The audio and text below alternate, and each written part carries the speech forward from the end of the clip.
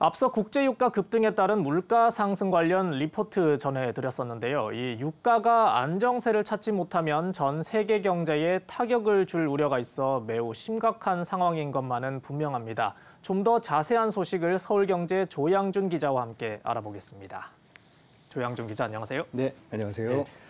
네, 이제 우크라이나 전쟁이 좀 장기화 조짐을 보이고 있는데요. 이제 제일 타격을 받는 게 에너지 시장인 것 같습니다. 이제 일단 국제 유가 이 변동성이 커지고 있는 모습인데 어떻습니까?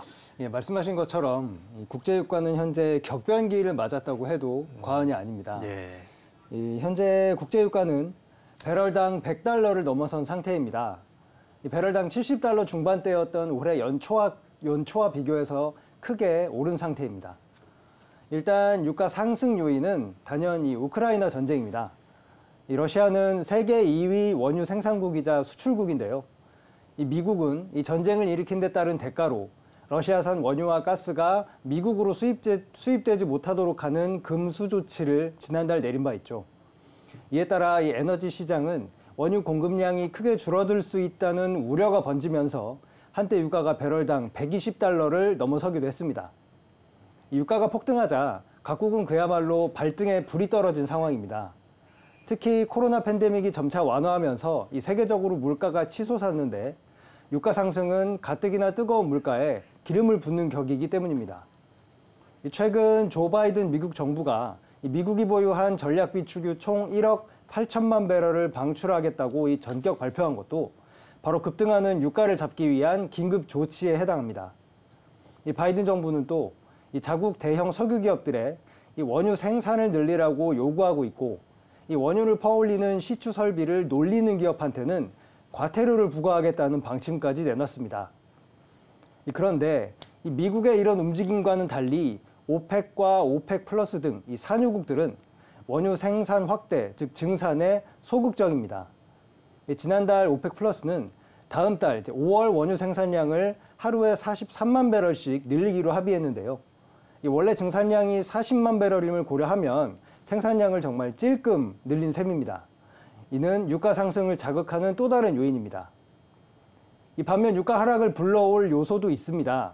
바로 세 개의 공장, 중국에서 이 코로나 확진자가 속출하는 점인데요. 상하이와 선전 등 이 중국의 주요 경제 도시들은 코로나 확산을 막기 위해 봉쇄 조치에 돌입한 상태입니다. 이 봉쇄 조치가 장기화하면 유가 하락으로 이어질 가능성이 있습니다. 네, 이렇게 단기간에 에너지 가격이 급등을 했는데 또 이제 광물 가격도 크게 올랐죠. 맞습니다. 이 러시아는 또 광물이 많이 나는 나라이기도 하죠. 이 니켈 1톤당 가격은 지난달 평균 이 38,000달러를 기록했는데요. 1년 전보다 130%가 올랐고 2월 평균 가격과 비교하면 한 달 만에 50% 이상 급등했습니다.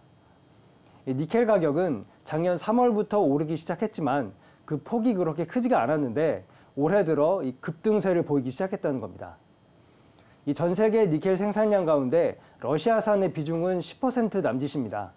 그런데 이 전기차 배터리에 쓰이는 순도 99.8%의 1등급 니켈은 현재 노릴스크라는 러시아 광산업체가 점유율 20%로 세계 1위입니다. 이것으로 추측할 수 있듯이 이 우크라이나 전쟁이 이 세계 전기차 시장에도 이 부정적인 영향을 미치고 있다는 의미입니다. 이 배터리 업계는 니켈 확보에 비상이 걸렸고요. 이 니켈 광산업계와 서둘러 장기 계약을 따내려 분주한 상태입니다. 최근 미국 정부도 이 국방물자 조달법 DPA라는 법을 발효시키겠다고 밝혔는데요.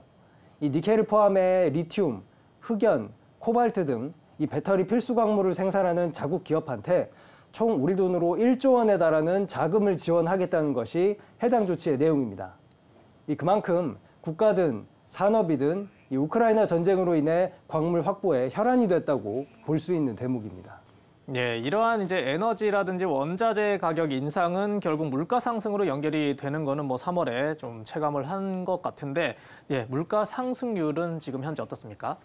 예, 맞습니다. 이 에너지 문제는 단순히 산업적인 영향에서 그치지 않는다는 게 문제가 될 것 같은데요. 이 통계청에 따르면 올해 3월 우리나라의 소비자 물가는 전년 동기 대비 4.1% 상승했습니다. 이 물가 상승률이 4%를 넘어선 것은 2011년 12월 4.2%를 기록한 이후 약 10년 만입니다. 이 구체적인 내용을 들여다보면 이 에너지 가격 상승이 이 물가를 끌어올렸다는 점을 확연히 발견할 수 있는데요. 이 석유류의 가격은 전년 동월 대비 30% 이상 급등했고요. 이 경유는 38% 가까이, 휘발유는 27% 이상 값이 올랐습니다. 이 석유류의 3월 물가 기여도는 1.32%포인트를 나타냈는데 이는 전달인 올해 2월보다 거의 2배가량 오른 수준입니다. 이 국제유가가 배럴당 100달러를 넘어서며 국제 에너지 가격이 올라서 물가 전반에 연쇄 반응한 것으로 해석됩니다. 이 물가가 이처럼 치솟자 이 정부는 대책을 내놨습니다. 우선 이 다음 달부터 오는 7월까지 3개월 동안 유류세 인하폭을 기존 20%에서 30%로 확대하기로 했습니다. 이 유류세 인하율이 30%로 늘었다는 얘기는 예컨대 연비가 이 리터당 110km인 차가 하루 40km를 주행하면 유류세를 20% 깎을 때보다 10,000원 정도 기름값이 절감된다는 뜻입니다. 이와 함께 이 경유 가격 급등으로 어려움을 겪는 영업용 화물차, 버스, 연안 화물선 등에 대해 유가 연동 보조금을 5월부터 3개월간 한시적으로 지급됩니다. 다만 이런 대책이 얼마나 실효를 거둘지는 의문입니다. 이 전문가들은 이 국제유가가 근본적인 원인인 만큼 유가가 내리기 전에는 물가 잡기가 사실상 불가능할 것이라는 그런 전망도 내놓고 있습니다. 네, 에너지 가격 상승 얘기를 하다 보니까 또 한창 떠들썩했던 탄소 중립이 떠오를 수밖에 없을 것 같은데요. 이제 유가를 잡으려면 이제 화석연료 생산을 늘려야 되는데 앞으로 이 탄소 중립 어떻게 되는 건가요? 지적하신 대로 현재 벌어지고 있는 일들은 탄소 감축과는 다소 거리가 있는 측면이 있는 게 사실이죠. 네. 이 유가가 안정되지 않으면 산업은 물론 이 각국 물가가 오르기 때문에 원유 증산은 불가피한 상황이겠습니다만 이것이 다시 화석연료 의존도를 높인다는 우려가 있는 게 역시 사실입니다. 이 화석연료 의존도가 여전히 매우 높다는 통계도 나옵니다. 실제 이 지난해 전 세계에서 이루어진 석탄 발전이 역대 최고치를 기록했는데요. 이 중국과 인도 등 원래 석탄 발전 비중이 높은 나라뿐만 아니라 이 탄소 중립에 앞장섰던 유럽과 미국에서도 석탄 발전이 감소세에서 증가세로 확연히 돌아섰습니다. 이 미국과 독일의 지난해 이 석탄 발전은 전년 대비 각각 16%, 23% 늘기도 했습니다.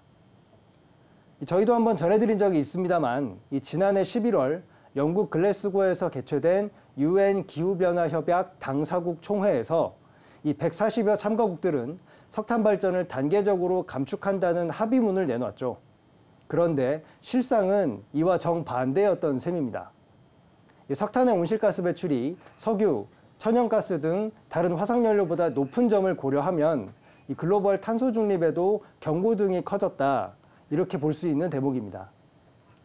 이 문제는 올해도 상황은 나아지지 않을 가능성이 크다는 점입니다. 지금까지 전해드린 것처럼 우크라이나 전쟁으로 원유는 증산 압박을 받고 있고요. 유럽에서는 러시아에 대한 에너지 의존도를 낮추기 위해 올해 안에 이 러시아산 가스 도입 물량을 종전의 3분의 2로 대폭 줄인다는 계획입니다. 이렇게 되면 당연히 대체 연료가 필요한데 현재 재생에너지의 발전 역량을 고려하면 결국 가스의 빈자리를 석탄이 채울 것이라는 전망이 상당수입니다.